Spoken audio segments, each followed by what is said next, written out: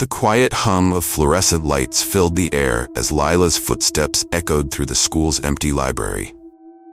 The faint smell of aged paper and varnished wood surrounded her, yet the atmosphere felt heavier than usual. It was well past school hours, and Laila had stayed behind to finish her history project.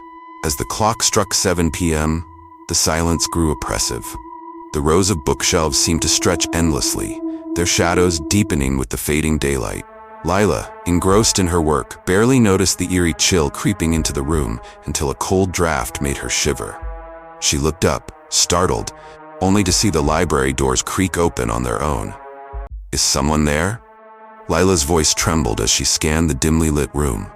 There was no response, only the echo of her question fading into the silence. Trying to shake off her unease, she returned to her book. But as she flipped a page, she heard a faint whisper. It wasn't clear, just a soft, indistinguishable murmur, as if someone was speaking directly behind her. Her hands froze.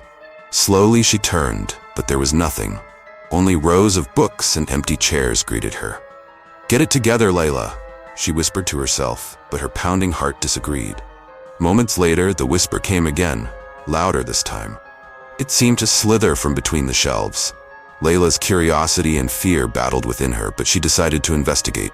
She tiptoed toward the source of the sound, her breath shallow. As she peered around a corner, she saw a book lying on the floor, its pages flipping as if moved by an invisible hand.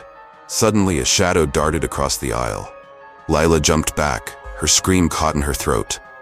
"Who's there?" she demanded, clutching her chest. This time, the whisper formed words, "Leave, before it's too late."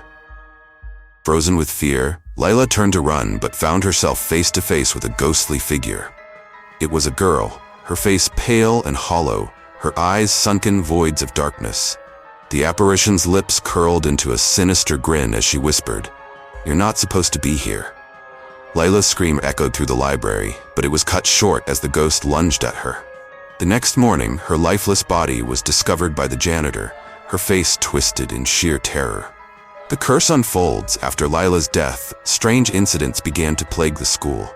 Students reported hearing whispers and seeing fleeting shadows in the library. Those who ignored the warnings met horrifying fates. A boy was found strangled by his own scarf, a teacher impaled by falling bookshelves. Fear spread like wildfire. It was then that a mysterious man arrived at the school. Known only as Dr. Whitaker, he claimed to be a paranormal investigator. With his dark coat and weathered face, he carried an aura of authority. "This entity is bound by vengeance," he explained to the school's principal. "It preys on fear and thrives on the guilt of its victims." Armed with a glass bottle etched